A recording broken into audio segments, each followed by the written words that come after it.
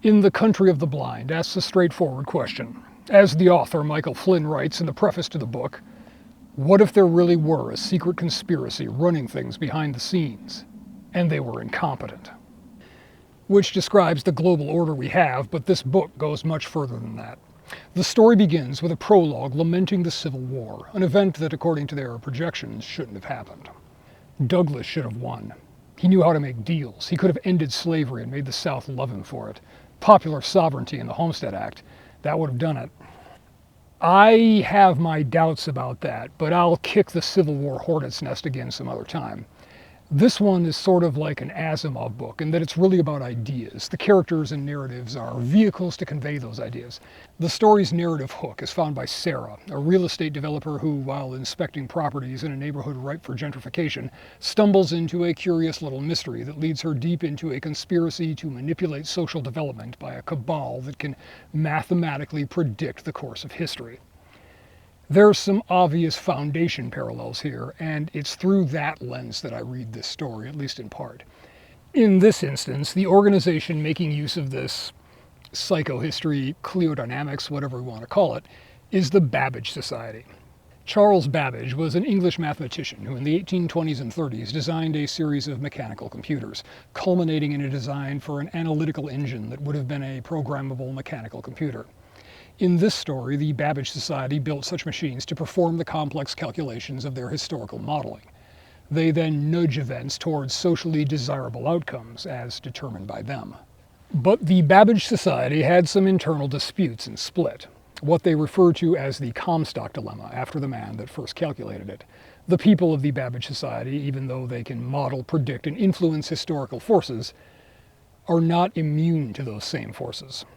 Comstock modeled the mechanism by which the society would become a cabal working for its own benefit, with its own internal power politics, which of course happened and many people were bumped off in the process. They try the same with Sarah when she starts investigating the clues she stumbled across. She has no idea about the Babbage Society or any of it. She's just researching a name she found because she thinks it could make a nice historical tie into the housing development, something to build a marketing campaign around. Her research gets their attention, and they assume that she's looking into them simply by the fact that she's investigating some of the founders. They try to eliminate her and also go after people that she's had contact with, leading to a trail of bodies. She doesn't really get a solid lead until one of the society's agents, going by the name Red Malone, shows up at her house. He too assumes she knows more than she does. It's a thread throughout this story, but the more immediate concern. There's us and them, he said after a while. Never mind who we are or who they are. They have a dirty little secret. So do we, and we both want to keep it secret. Getting ahead of things a little, it isn't just these two rival groups trying to protect the secret, and not all of them split off from the Babbage Society.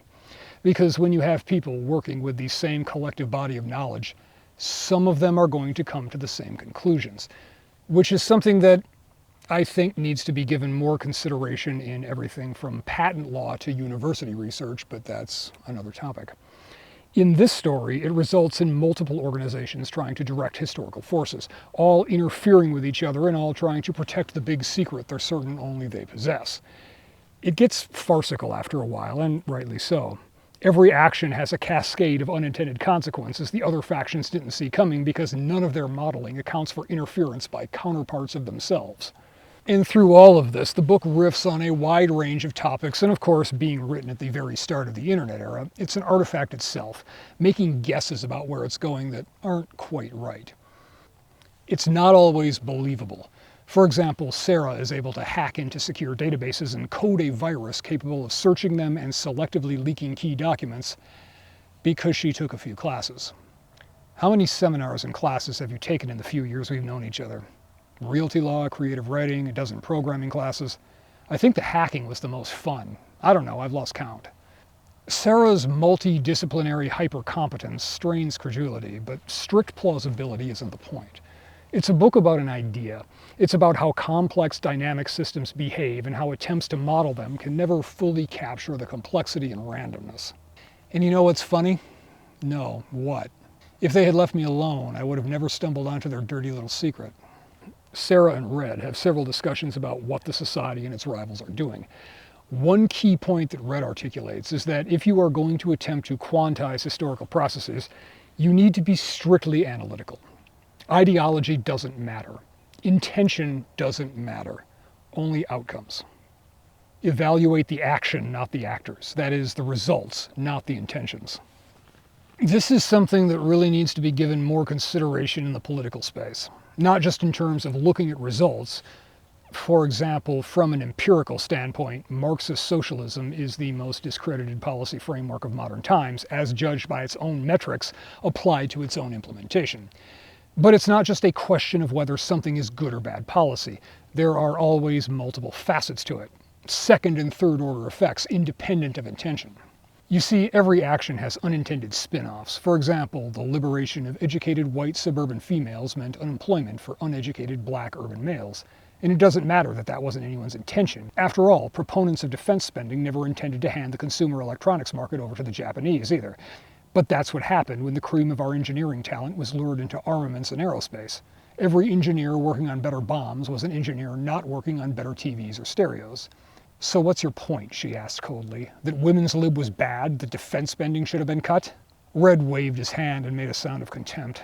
Don't give me that crap. Just because an action has consequences you like, you think it can have other consequences as well. And bad things can have good spin-offs as far as that goes. As Red explains, their organization isn't trying to bend history according to some grand plan with an end goal. It's not the foundation. They've determined that that kind of directed historical manipulation would require a consistency of purpose across many generations, and based in part on Comstock's calculations, it won't hold. There will be mission drift. Cabals will form with their own self-serving agendas. The whole thing will collapse into infighting and cross-manipulation at cross purposes. So they gave up on such grand schemes. Now it's mostly a way to play the markets. Getting rich, she repeated. That's right. No grandiose plans to rule the world or control history. Disappointed? Sarah didn't answer him, but oddly enough, she was disappointed. A secret cabal planning to rule the world had a mad kind of grandeur to it. A secret cabal for personal gain seemed merely sordid. But Sarah doesn't quite buy this, that they can effectively see the future and they use that power for a little more than stock picks. You did try it, didn't you? You tried directing history once, a long time ago. It wasn't the founders' intentions either, not at first, but as the data accumulated, they found their curves converging on disaster. A general worldwide collapse in the early 1940s. Sarah jerked her head around and stared at him. They were wrong then. Were they, Red wondered? Or was their nudging successful? How would you ever know? I know, of course, but if you didn't believe the math, a shrug. They saw a confluence of several trends, the unification of the Germanies and their rise as a scientific and industrial power, the compression of population on our resources after the mid-1800s, leading to a breakout cycle. But with all the easy overseas colonies taken by then, the breakout would be against literate and well-armed European nations rather than less sophisticated opponents. And they decided that they must try to avert the global atomic doom that they saw ahead. Picture a 1940s war, something like a fusion of the Great War, the Boer War, and the 7 Years' War, fought with atomic bombs. They couldn't just stop it, so they tried to nudge the trend in a different direction, add some counterweights, one of which involved building up the United States into a major technological and industrial power to add some industrial capacity to the other side of the equation and more opportunities to dissipate conflicts by dropping a massive industrial and military bloc across the Atlantic. Soaking up European immigrants also helps relieve those pressures. They saw several obstacles to this that had to be dealt with. Slavery was stifling our technology, so slavery had to go. The South was a poor, feudalistic agrarian backwater in a rich industrial world, but because of the Constitution, she had a virtual veto over anything the Congress considered. No to internal improvements, no to a Pacific Railroad, no to protection for industry. They did what they had to do, he repeated. A strange feeling went through her. They'd ended slavery, but it had been for all the wrong reasons. Not freedom or human dignity, but economics and technological progress. But due to a multitude of factors, they didn't get it quite right. The intent was to speed up slavery's demise, but instead they fumbled it into the Civil War. Since then, they backed off. But their rivals haven't given up attempting to channel history, though they have settled into more subtle means. It turns out that a multi-generational program can be maintained if it is in the rational self-interest of the individuals conducting it at any given time. Base motives make it self-reinforcing. We call them biopsychological benefits. That feedback reinforces the behavior, positively or negatively. People naturally want to repeat behaviors that benefit them or imitate ones that seem to benefit others. So we can forecast the frequency distribution of people who will choose a behavior by studying the reinforcement it provides. She shook her head. That's too simplistic. Complex issues don't have simple answers. Really? He smiled in a patronizing manner. Who told you that? That's a prime example of a meme that's flourishing in our culture. People pass it along to each other like a bad cold. But have you ever wondered who planted that particular meme and why? Is there a better way to prevent people from even trying to discover so-called laws of history? That other faction, currently led by Genevieve Wheel, great-granddaughter of the man who first tried to seize control of the Babbage Society and use it for his own ends. They're cunning and ruthless, but like all collections of sociopaths, their stability is built on mutual suspicion and fear rather than loyalty to each other or to a higher cause. All of their social engineering is geared toward molding a population that is the optimal combination of intelligent and docile, selectively educated to serve as a reliable labor caste to keep them in power and luxury. They're breeding a nation of peasants, he said, his voice tight and low. Technopeasants. They encourage any meme that downplays thoughtful analysis or encourages docility or self-indulgence or uniformity. We're going to come back to that. I'm sure you see the relevance. But first, we have to establish that Red has a rough counterpart in the other faction, and Sarah is sort of the fulcrum between them. Daniel Kennison, owner of an analytics company. He's probably the most interesting character in this. He's a devious, self-serving bastard, but not in the mustache-twirling villain way of some others in this organization. He overestimates his own brilliance, leading him to make mistakes a less egotistical man would see coming. At times he's almost likable, and then he does something dickish, outright reprehensible, or just lets a creepy kink out, and you remember that he's not a good dude. But they recognize that he's necessary, because he is a high probability attack vector on Genevieve and her cronies. He has a fair bit of contempt for the early stage technopeasants he employs. The same voices that were taught to whine. What do we need to learn that for? To assure their dumb acquiescence to their betters. Would also whine about quitting time. Yet he wondered if there might not be some way of achieving domestication without the whirlwind of passivity and apathy. It was an intriguing research problem, both in fieldwork and in mathematical theory. Keeping in mind that none of this is happening in a vacuum, a good bit of this story revolves around Sarah and her various associates trying to untangle the knot and unmask who all of these various Cliological meddlers are and their varying levels of malice. If you're interested in all the details and intrigue, it's just, read the book. The simple version being that as they sort through clues, they keep finding new organizations, several in the US, others in Europe, all stepping on each other's toes and trying to hide their tracks. Theater of the absurd. Sartre could have written it. Everybody protecting the same secret from everybody else. And some of these organizations are bigger than others. One of the US branches split after a dispute over whether to infiltrate the government, a sort of long march through the institutions. Do you know of any group of people anywhere that has engaged in social engineering on as massive a scale as the government? Or do you think the tax code is for raising revenue? Teddy Roosevelt, said Llewellyn suddenly, and they all looked at her. Teddy Roosevelt and the Progressives, she said. That's when the whole idea of government as manager first took hold. The Progressives' avowed purpose was, and I quote, to apply rational scientific techniques to the management of business, labor, and the government itself. Funny, isn't it, that no one took them at their word? Let's tug on that thread. Now, I tend to like Teddy Roosevelt more than not, but there is something to this. A continuum of state oversight expanding into overbearing. At another point in the book, there's a discussion that begins with a quote from Frederick Taylor, mistaken for a Marxist line. He was an engineer who lived at the turn of the century. American industry at the time was faced with a tide of poorly educated immigrant laborers, and Taylor developed a system to boost productivity by separating the planning and the execution of work. Engineers and managers made the plans, foremen and workers carried them out. It ended the old craftsman system in which the worker planned his own work, and it's been the basis of American business philosophy ever since. Dennis laughed. Oh no, and I thought it was Lenin or Mao? That's priceless. She smiled thinly. Don't forget that Engels was a factory owner himself, and he was not necessarily the junior partner of the team. I've talked a little before about the influence of Taylor and scientific management on Soviet labor practices and on American manufacturing as a model for the Soviet system. I'm sure it'll come up again in more detail.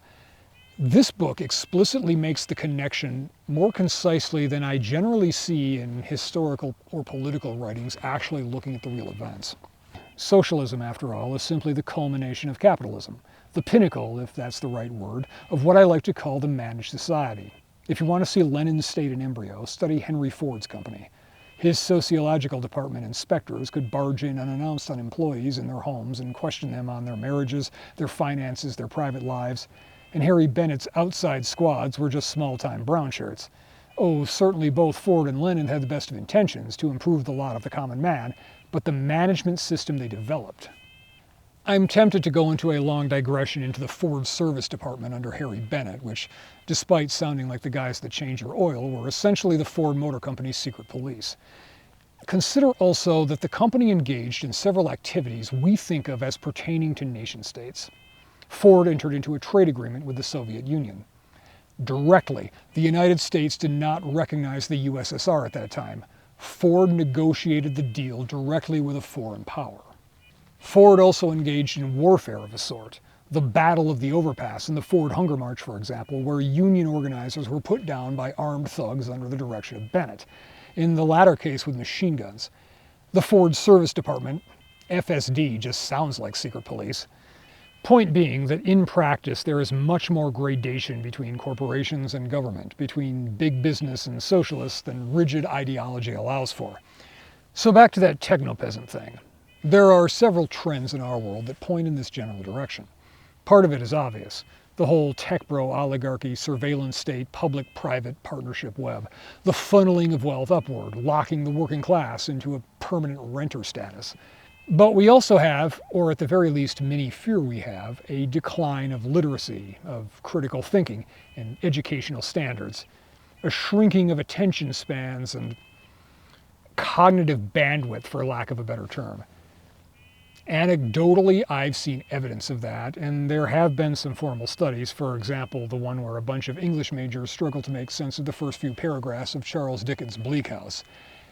That one has some serious flaws, themselves an interesting exercise in critical analysis that could take us down a winding path.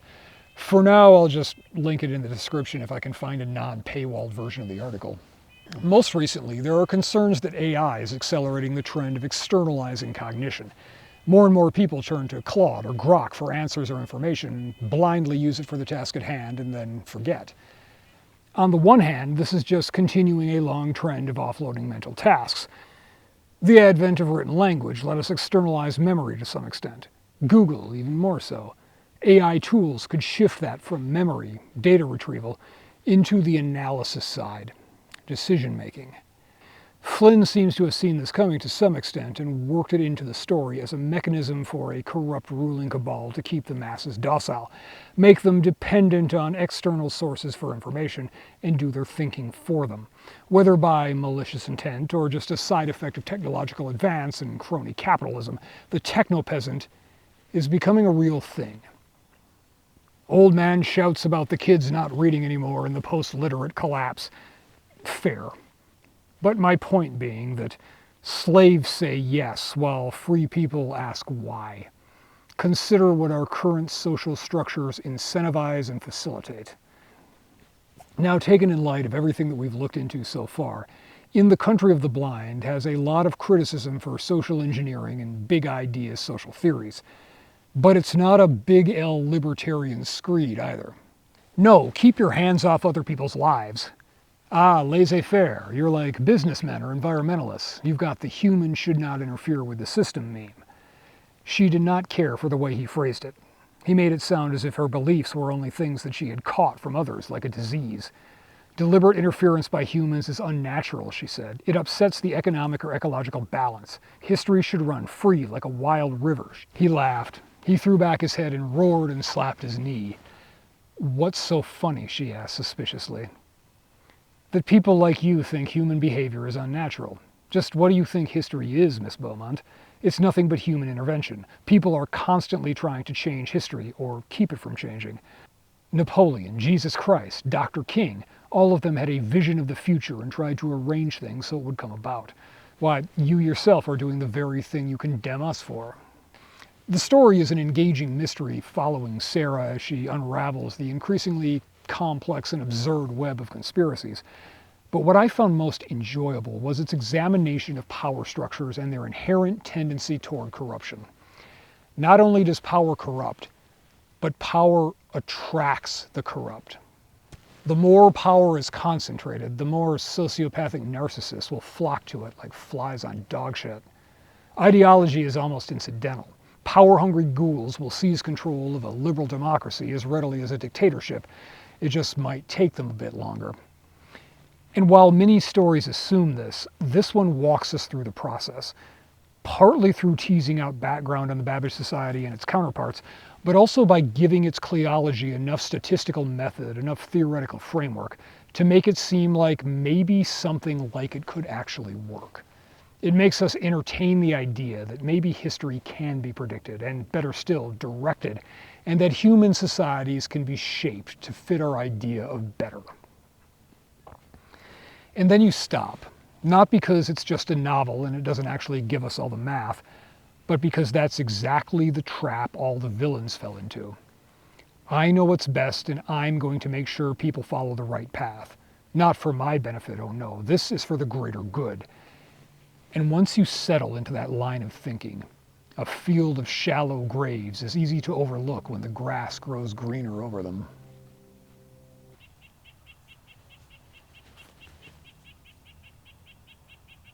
This is exactly what the comment thread feels like sometimes.